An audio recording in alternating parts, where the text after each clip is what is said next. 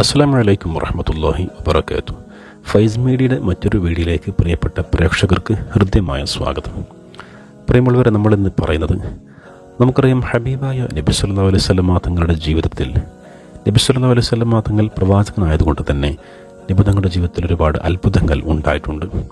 പരിശുദ്ധ ഖുർആനാണ് നബി സല്ലല്ലാഹു അലൈഹി വസല്ലമ തങ്ങളുടെ ഏറ്റവും വലിയ മുഅ്ജിസത്തെങ്കിൽ, നബി സല്ലല്ലാഹു അലൈഹി വസല്ലമ തങ്ങളുടെ മുഅ്ജിസാത്തുകളിൽ പ്രധാനപ്പെട്ടതാണ് പരിശുദ്ധമായ ഇസ്രാ മിഅ്റാജ് എന്ന യാത്ര. ഹബീബായ നബി സല്ലല്ലാഹു അലൈഹി വസല്ലമ തങ്ങൾ ജനിച്ച പരിശുദ്ധ മക്കയിലെ മസ്ജിദുൽ ഹറാമിൽ നിന്നും ബൈത്തുൽ മുഖദ്ദസിൽ മസ്ജിദുൽ അഖ്സയിലേക്കുള്ള യാത്രയ്ക്കാണ് ഇസ്രാ എന്ന് പറയുന്നത്. അതുപോലെ തന്നെ അവിടെ നിന്നും ബൈത്തുൽ മുഖദ്ദസിൽ നിന്നും അള്ളാഹുവിൻ്റെ അടുക്കലേക്കുള്ള 7 ആകാശം കഴിഞ്ഞ് സിദ്റത്തുൽ മുൻതഹ കഴിഞ്ഞ് അള്ളാഹുവിലേക്കുള്ള ആ ഒരു പ്രയാണം, ആ പ്രയാണത്തിനാണ് മിഅ്റാജ് എന്നും പറയുന്നത്.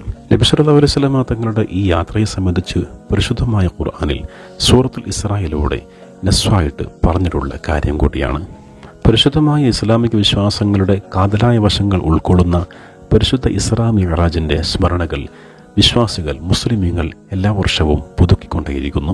പ്രപഞ്ചനാഥനായ അല്ലാഹു തആലയെ നേരിട്ട് കാണാനുള്ള സൗഭാഗ്യം ഹബീബായ നബി സല്ലല്ലാഹു അലൈഹി വസല്ലമ തങ്ങൾക്കല്ലാതെ മറ്റാർക്കും ലഭിച്ചിട്ടില്ല എന്നുള്ളത് യാഥാർത്ഥ്യമാണ്.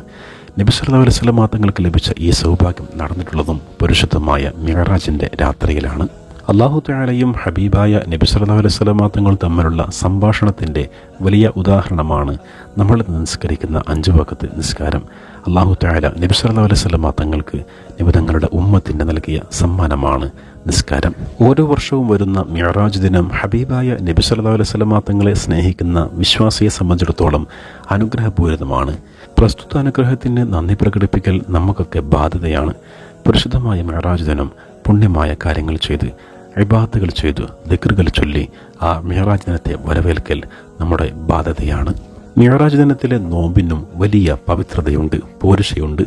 ബഹുമാനപ്പെട്ട ഇഹ്യാ ഉലൂമുദ്ദീനിൻ്റെ രചയിതാവായ ഹിജറ 5-ാം നൂറ്റാണ്ടിലെ വലിയ സൂഫി വരനായ ബഹുമാനപ്പെട്ട ഇമാം ഗസ്സാലി റളിയല്ലാഹു അൻഹു പറയുകയാണ്, നബി സല്ലല്ലാഹു അലൈഹി വസല്ലമ തങ്ങൾ പറയുന്നു, ഒരാൾ മിഅ്റാജ് ദിനം നോമ്പ് നോറ്റാൽ മിഅ്റാജ് ദിനത്തെ നോമ്പ് 60 മാസത്തെ നോമ്പിന് തുല്യമാണ്.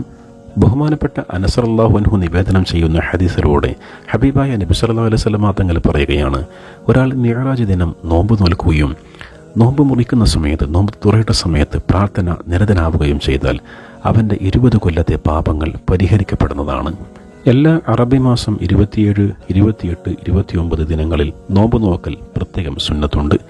അതിനു പുറമെ മിഅ്റാജ് ദിനത്തിൻ്റെ പ്രത്യേകമായ സുന്നത്ത് നോമ്പ് കൂടിയുണ്ടെന്ന് കർമ്മശാസ്ത്ര പണ്ഡിതന്മാർ പ്രത്യേകം വ്യക്തമാക്കുന്നുണ്ട്.